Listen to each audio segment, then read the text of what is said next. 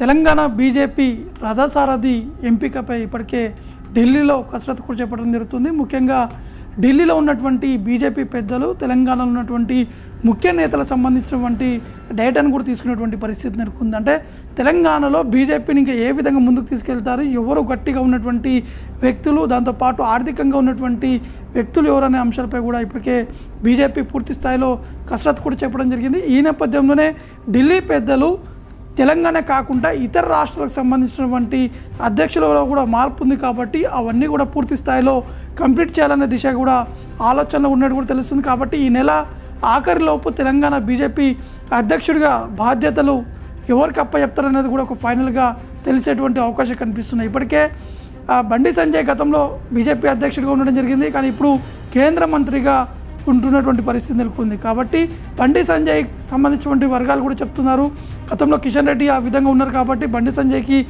ఒక ఛాన్స్ వచ్చేటువంటి అవకాశాలు ఉన్నాయని చెప్పేసి కూడా బండి సంజయ్ వర్గాలు కూడా చెప్తున్నటువంటి పరిస్థితి నెలకొంది. కానీ మనకున్నటువంటి సమాచారం ప్రకారం మాత్రం బండి సంజయ్కి ఈ యొక్క అవకాశం కల్పించారనేది మాత్రం మనకి స్పష్టంగా అర్థమవుతుంది. హోంశాఖ సహాయ మంత్రిగా ఉన్నటువంటి బండి సంజయ్ మాత్రం ఖచ్చితంగా చాలా కీలకమైనటువంటి రోల్ కాబట్టి ఇతర రాష్ట్రాలకు సంబంధించిన అంశాలు కూడా చూసుకోవాల్సి ఉంటుంది. కాబట్టి ఖచ్చితంగా బండి సంజయ్కి ఈ రాష్ట్ర అధ్యక్ష పగ్గాలు మాత్రం అప్పచెప్పేటువంటి అవకాశాలు లేనట్టు మాత్రం మనకి స్పష్టంగా అర్థమవుతుంది. దాంతోపాటు బీజేపీలో ఉన్నటువంటి ఈటల రాజేందర్ ఎంపీగా గెలిచినటువంటి వ్యక్తి ఎప్పుడైతే కిషన్ రెడ్డి కేంద్ర మంత్రిగా బాధ్యతలు తీసుకున్న తర్వాత ఈటల రాజేందర్ తెలంగాణ బీజేపీ రథసారథిగా పగ్గాలు చేపట్టబోతున్నారని చెప్పేసి కూడా వార్తలు కూడా వస్తున్నటువంటి పరిస్థితి నెలకొంది. కానీ ఈటల రాజేందర్ పోటీగా ఇటు ధర్మపురి అరవింద్తో పాటు రఘునందన్ కూడా ఇద్దరు కూడా గట్టి పోటీ కూడా చేస్తున్నారు.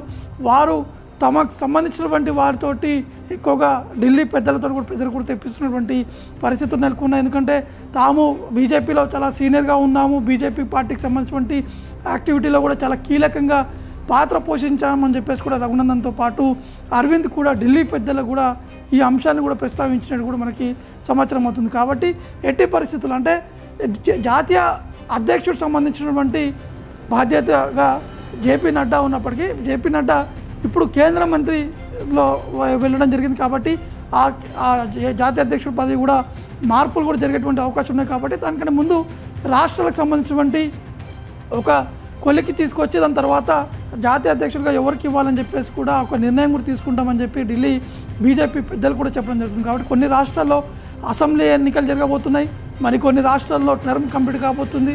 దాంతోపాటు మిగతా కొన్ని రాష్ట్రాల్లో ఎన్నికలు పూర్తయినా కానీ ఇటు అధ్యక్షుడికి సంబంధించినటువంటి పగ్గాలు ఎవరికి అప్పచెప్పాలన్న అంశాలపై కూడా కొంత క్లారిటీ కూడా రావాల్సి ఉంటుంది. కాబట్టి ఎగ్జాంపుల్ తెలంగాణ సంబంధించినటువంటి విషయం చూసుకుంటే తెలంగాణలో ఈటల రాజేందర్ సంబంధించిన విషయం చూసుకుందాం. అంటే బీసీ సంబంధించినటువంటి సామాజిక బీసీ సంబంధించినటువంటి నేత, దాంతోపాటు ఈటల రాజేందర్కి చాలా వరకు పట్టు ఉంది. అన్ని రాష్ట్రంలో ఉన్నటువంటి అన్ని నియోజకవర్గాలు ఈటల రాజేందర్ని గుర్తుపడుతున్నటువంటి వ్యక్తి. దాంతోపాటు గతంలో బీఆర్ఎస్ పార్టీ అంటే అధికారం ఉన్నటువంటి సమయంలో కేసీఆర్కి చాలా సన్నిహితంగా ఉండేటువంటి వ్యక్తి, సెకండ్ పొజిషన్లో ఈటల రాజేందర్ ఉన్నటువంటి వ్యక్తి. కాబట్టి అతనికి పూర్తి స్థాయిలో పట్టు ఉందని చెప్పేసి కూడా ఢిల్లీ బీజేపీ పెద్దలు కూడా భావిస్తున్నటువంటి పరిణామాలు కనిపిస్తుంది. దాంతోపాటు ఈటల రాజేందర్ ఆర్థికంగా కూడా తీసుకొచ్చేటువంటి అవకాశం ఉందని చెప్పేసి ఢిల్లీ పెద్దలు కూడా చెప్పడం జరుగుతుంది. దాంతోపాటు ఢిల్లీ పెద్దలు మాత్రం ఈటల రాజేందర్ వైపు ఎక్కువగా మొగ్గు చూపుతున్నట్టు కూడా మనకి స్పష్టంగా అర్థమవుతుంది. దాంతోపాటు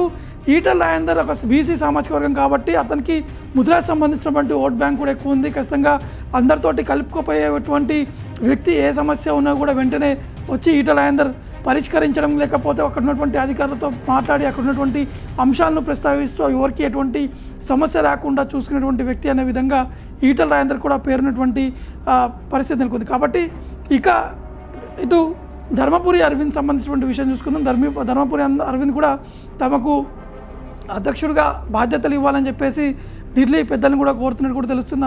అంతపాటు ధర్మపురి అరవింద్ విషయం చూసుకుంటే రీసెంట్గా డిఎస్ చనిపోయినటువంటి డి శ్రీనివాస్ చాలా సీనియర్ నేత, చాలా పట్టున్నటువంటి వ్యక్తి, పీసీసీగా పనిచేసినటువంటి డిఎస్ ఇప్పుడు అతని కుమారుడే ధర్మపురి అరవింద్. దాంతోపాటు కాపు ఓట్ బ్యాంక్ సంబంధించినటువంటి విషయంలో కూడా ధర్మపురి అరవింద్ కూడా చాలా కీలకంగా ఉంటున్నటువంటి వ్యక్తి, పరిచయాలు ఉన్నటువంటి వ్యక్తి, ఢిల్లీ పెద్దలతో కూడా చాలా కీలకంగా ఉన్న 2 సార్లు ఎంపీగా గెలిచినటువంటి వ్యక్తి. దాంతోపాటు ఢిల్లీ పెద్దలతో కూడా ర్యాపో కూడా ఎక్కువ ఉన్నటువంటి సిచ్యువేషన్ నెలకొంది. కాబట్టి అరవింద్ సంబంధించినటువంటి వర్గాలు మాత్రం ఖచ్చితంగా అరవింద్కే వస్తుంది, చివరి మూమెంట్లో తెలిసిపోతుందని చెప్పేసి కూడా వారు కూడా చెప్పడం జరుగుతుంది. ఇక రఘునందన్ సంబంధించినటువంటి విషయం చూసుకుందాం. రఘునందన్ కూడా ఇటీవల ఇక ఎంపీగా గెలిచినటువంటి వ్యక్తితో పాటు రఘునందన్కు ఉన్నటువంటి అవకాశాలు, అతను అంటే మనకున్నటువంటి సమాచారం ప్రకారం బీజేపీలో ఉన్నటువంటి క్యాడర్ చెప్తున్నటువంటి విషయాలు చూసుకుంటే గ్రౌండ్ లెవెల్ ఉన్నటువంటి క్యాడర్ ఎవరైతే చెప్తున్నారో వారు రఘునందన్ కేవలం 2-3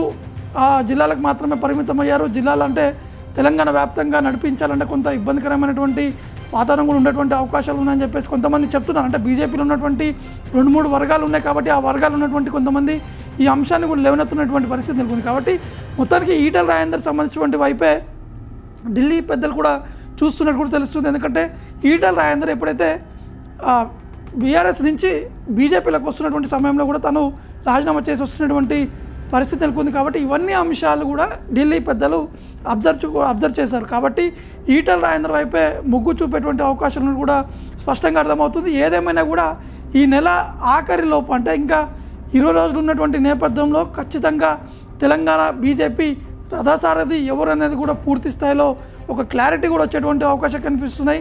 దీనికి సంబంధించినటువంటి కసరత్తు ఢిల్లీలో జరుగుతుంది. కాబట్టి ఈ 2-3 రోజులలోనే ఢిల్లీకి సంబంధించినటువంటి పెద్దలు కూడా నిర్ణయాలు తీసుకొని కేవలం తెలంగాణ కాకుండా ఇతర రాష్ట్రాలకు సంబంధించినటువంటి అధ్యక్షుల బాధ్యతలు కూడా ఉన్నాయి కాబట్టి వారికి సంబంధించినటువంటి మార్పులు కూడా ఉన్నాయి కాబట్టి అవన్నీ కూడా ఏకతాటిగా నిర్ణయం తీసుకొని ఒక ఫైనల్ లిస్ట్ కూడా రిలీజ్ చేసేటువంటి అవకాశం ఉన్నట్టు కూడా తెలుస్తుంది.